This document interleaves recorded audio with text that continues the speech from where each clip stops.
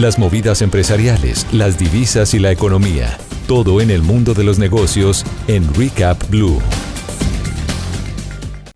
Vamos a hacerle un recap a los negocios Blue, el espacio, con la información económica de Data y FX aquí, dentro de Recap de Blue Radio. No olviden siempre seguirnos a través de nuestras redes sociales, nos ubican en @Data y FX. Esta noche estaremos hablando sobre el sector energético, tenemos información sobre morosos. La DIAN le estará cayendo esta semana a miles de morosos y podrían ser inclusive embargados, o sus facturas, la emisión de sus facturas serán embargadas esta semana. Tenemos resultados del sector financiero, noticias sobre Nutresa, mucha información que hemos preparado para ustedes. Bienvenidos.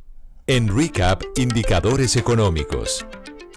Pero empecemos con los indicadores económicos más importantes de este lunes 17 de marzo. Nos cuenta Darío Velandia.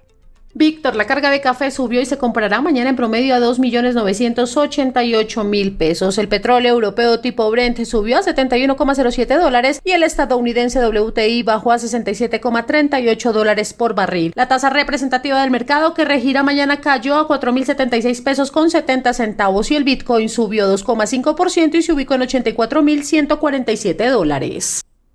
En Recap, resumen de noticias económicas. Empezamos este resumen de noticias económicas hablando sobre la alarma encendida, la preocupación del grupo Enel por los retrasos que han venido presentando importantes proyectos de transmisión de energía. Esto generaría riesgos, y es la advertencia que hace Enel, sobre el suministro de energía, sobre todo en el centro del país. Darío. Enel Colombia advirtió sobre el riesgo de desatención de la demanda de energía en Bogotá, Cundinamarca, Meta y Guaviare debido a retrasos en la entrada en operación de proyectos clave del sistema de transmisión nacional y regional. Esto podría afectar a usuarios residenciales, comerciales e industriales, así como limitar el crecimiento regional y la transición energética. Para mitigar este riesgo, la empresa ha implementado medidas como la repotenciación de líneas de alta tensión y la gestión de demanda. Además, ha puesto nuevos proyectos de expansión y hizo un llamado a la articulación entre entidades públicas y privadas para agilizar licencias y permisos que permitan garantizar el desarrollo energético de la región. En más información, esta semana serán embargadas las cuentas de más de 22,000 contribuyentes morosos ante la DIAN, porque están cometiendo ciertas irregularidades. Por ejemplo, están cobrando el IVA y el impuesto al consumo de estos contribuyentes, y no se los están pagando o se los están consignando a la DIAN. Entonces, la entidad tributaria va a embargarles las facturas que emitan estos contribuyentes, y este monto embargado podría ascender a 5,7 billones de pesos. El anuncio con Luis Eduardo Ginás, director general encargado de la DIAN. Los casos de quienes adeudan más de 210.000 millones de pesos en impuestos como IVA e impoconsumo serán llevados ante la Fiscalía General de la Nación para que sea esta entidad la que adelante las acciones penales del caso. Estamos trabajando para garantizar el cumplimiento de las obligaciones fiscales por parte de los contribuyentes y reducir la evasión. Por eso hacemos un llamado a quienes tienen deudas con la DIAN para que se pongan al día y eviten sanciones administrativas y penales. ¿Qué es embargar una factura? Digamos, yo soy un negocio y emití una factura por una venta, una factura que me van a pagar, digamos, en 30 días, para citar un ejemplo. Llega la DIAN, como yo estoy dentro de estos contribuyentes morosos, que no le estoy haciendo la transferencia de impuestos a la DIAN, llega la DIAN, me embarga esa factura. Entonces, ese deudor, cuando tenga que hacer el pago de esa factura, esa plata ya no va a entrar a mi cuenta como empresa, sino que va a entrar a una de las cuentas de la DIAN. Esa es la forma en que la entidad tributaria embargará las facturas de estos morosos. En más información, crecen más de un 40% las ganancias de los bancos que operan en Colombia durante enero de este año. Dari. En enero pasado, los bancos en Colombia acumularon utilidades por 696.723 millones de pesos, un crecimiento del 43,16% respecto a lo obtenido en el mismo mes de 2024, según reveló la Superintendencia Financiera. Bancolombia lideró con 406.647 millones de pesos, seguido por Banco de Bogotá y Davivienda. También se destacaron Banco de Occidente y Banco Agrario. Por su parte, en contraste, Banco Contactar reportó las menores utilidades con 17 17.187 millones de pesos, seguido por Banco Avevillas y Banco Meva. Hoy los accionistas del grupo Nutresa aprobaron una propuesta para no repartir dividendos, también para recomprar acciones y para asumir o para contratar un multimillonario crédito. Natalie. Víctor, buenas noches. La Asamblea General de Accionistas de Nutresa aprobó la no distribución de dividendos sobre las utilidades de 2024 y destinar 347.000 millones de pesos al programa de readquisición de acciones, permitiendo la recompra de hasta el 1% de los títulos circulantes. Además, se ratificó una operación de endeudamiento basado en un crédito de $2.000 millones, cuyos fondos serán invertidos en depósitos a plazo fijo en GNB Sudameris Bank Panamá. Información con Natalie Avendaño desde atfx.com para Negocios Blue. En más información, el Ministerio de Hacienda se puso al día con el pago, hizo unos abonos a unas deudas relacionadas con los recursos del FOMPET, que es un fondo pensional. Este pago fue por 1,5 billones de pesos. La explicación con la directora general de Regulación Económica de Seguridad Social, Flor Esther Salazar. El pasado 27 de enero hemos asignado 1.5 billones a las cuentas individuales de los entes territoriales, recursos que venían en una cuenta general desde el año 2012 y que no habían sido contados en las cuentas de cada uno de los entes territoriales. A partir de la fecha, esos recursos ya están asignados en las cuentas individuales y podrán ser usados para cubrir los pasivos pensionales y las obligaciones pensionales que están a cargo y en cabeza de los entes territoriales. Y en el caso en el que proceda, ayudarán al cubrimiento del pasivo pensional y al retiro de excedentes en el caso en el que esto se dé. Hasta aquí este primer bloque con noticias económicas. Nosotros volvemos más adelante para analizar la reforma laboral. Las movidas empresariales, las divisas y la economía. Todo en el mundo de los negocios en Recap Blue. Volvemos para hacerle un recap ahora a la reforma laboral. Porque la verdad, cuando hablamos de este proyecto y de las opiniones que tienen agentes especializados y quienes hacen estudios sobre los posibles efectos, ya sean positivos o negativos, de la reforma laboral, tema que se discutirá mañana, sigue citado para ser debatido, para que las 4 ponencias sean eventualmente debatidas mañana en la Comisión Séptima del Senado de la República, pues siempre nos referimos a las consecuencias de este proyecto radicado por el Gobierno Nacional, derivadas de un informe muy popular y muy reconocido del Banco de la República. Pero hoy, con un personaje muy importante que hemos invitado, queremos ver la visión que tiene tal vez el centro de pensamiento económico más importante no solo de Colombia, sino de América Latina sobre este proyecto de reforma laboral. En Recap, los personajes del mundo económico. Y para hablar de este tema, quiero saludar a esta hora de la noche al doctor Luis Fernando Mejía. Él es el director de FEDesarrollo. Doctor Mejía, bienvenido a Negocios Blue. ¿Cómo ha estado? Hola, ¿qué tal, Víctor? Qué gusto estar con usted en su programa. Un saludo muy especial a todas las personas conectadas y aquí lo voy a invitar mucho por aquí ahora en video para que nos vean nuestros oyentes en YouTube y también a través de la plataforma DTube. Doctor Mejía, antes de que nos cuente, digamos, los impactos con números y detalles, ¿esta reforma laboral es inconveniente o es conveniente para el país? ¿Qué han encontrado ustedes? Pues sí, Víctor, mire, es inconveniente y esto lo diferencia frente a la opinión que usted recordará teníamos de la reforma pensional, que también generó mucho debate, pero sobre la cual al final tuvimos una visión bastante positiva frente a lo que fueron los elementos fundamentales de la reforma, obviamente con críticas.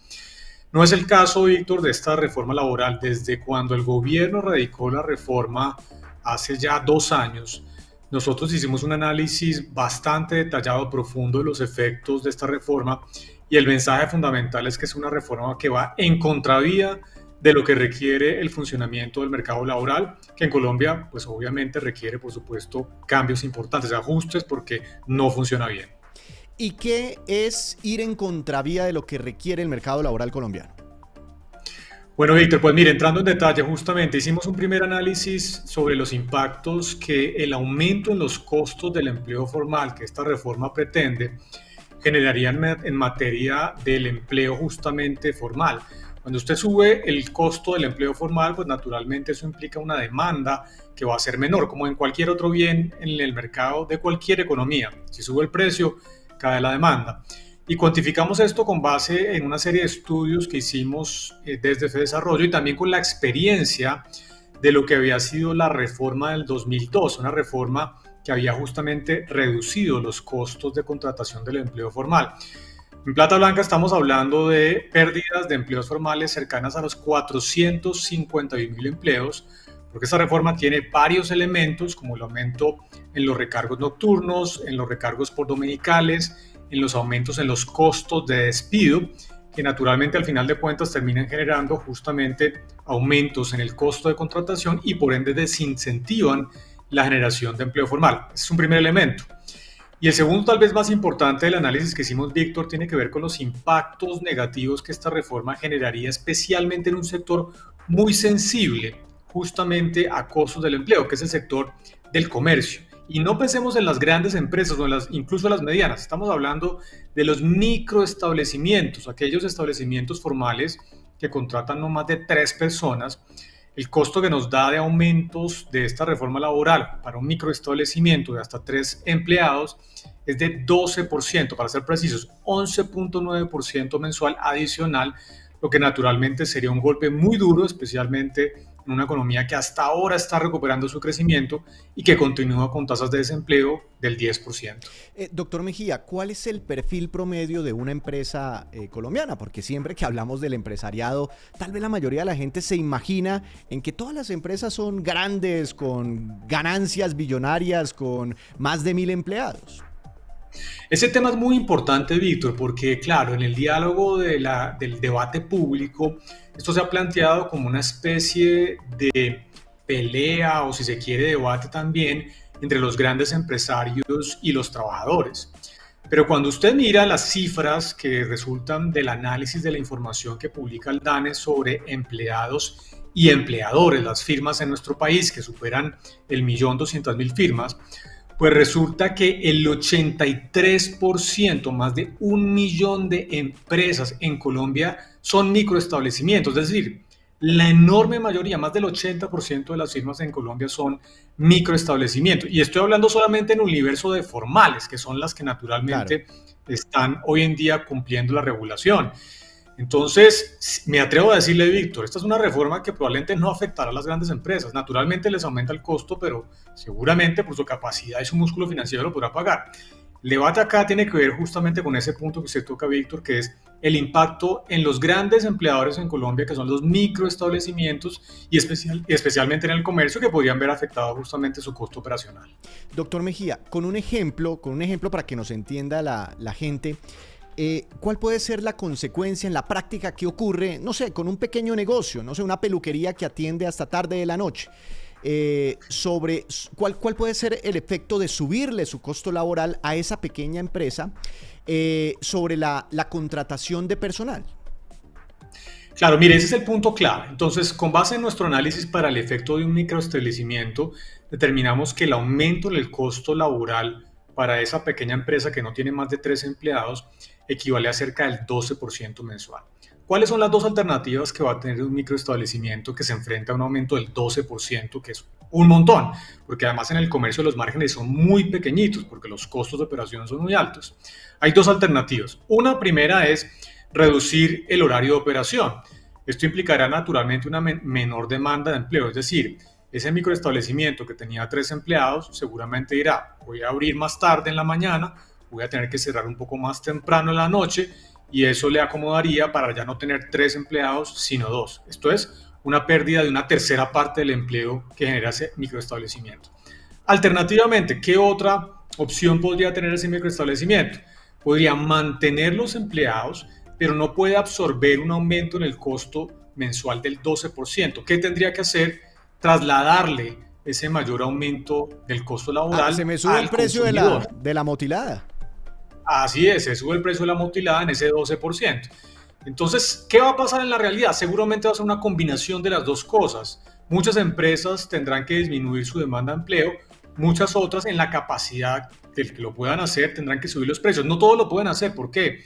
porque si están en un mercado muy competido en donde si le sube el 12% a la peluqueada queda por fuera de competencia, pues naturalmente lo que va a tener que hacer es simplemente reducir la demanda de empleo. Entonces esas son las dos alternativas, o menor empleo o mayores precios, es decir, mayor inflación, o una combinación de las dos, ninguna de ellas, por supuesto, una buena noticia. Bueno, no, sería entonces, según la opinión de Fedesarrollo, los estudios, los cálculos, las correlaciones que ha sacado Fedesarrollo, eventualmente una reforma, si se llegara a aprobar, aunque es poco probable, doctor Mejía, una reforma que genere más desempleo y que eventualmente sea una reforma inflacionaria. Le agradecemos mucho por estos minutos aquí en Negocios Blue. Doctor Mejía, que tenga una feliz noche. Gracias, Víctor. Tal vez un último mensaje. No estamos diciendo que el país no requiere una reforma laboral. Yo creo que es importante que se vuelva a abrir un espacio de diálogo consensuado para que se haga una reforma que realmente ataque los dos graves problemas que tiene el mercado laboral colombiano, que son tasas de desempleo que superan el 10% y una informalidad laboral que afecta al 56% de los ocupados en Colombia. Así que es necesaria una reforma, pero ojalá pues en la dirección para resolver estos dos graves problemas del mercado laboral en Colombia. Muchas gracias por la invitación. A ustedes, muchas gracias. Como siempre, doctor Mejía. Pues Lucas, Silvia, ahí teníamos otra visión distinta a la del Banco de la República, opiniones, expectativas, análisis sobre los posibles impactos. Veremos entonces, sin duda será la noticia económica más importante de la jornada siguiente, de mañana, esto sumado a las manifestaciones ya impulsadas por el gobierno nacional. Estaremos muy pendientes seguramente en toda la programación, durante toda la programación de Blue Radio, a la evolución de toda esta información que se generará mañana. Nosotros volveremos con un nuevo recap a los negocios Blue más adelante. Mañana sigan ustedes con más información.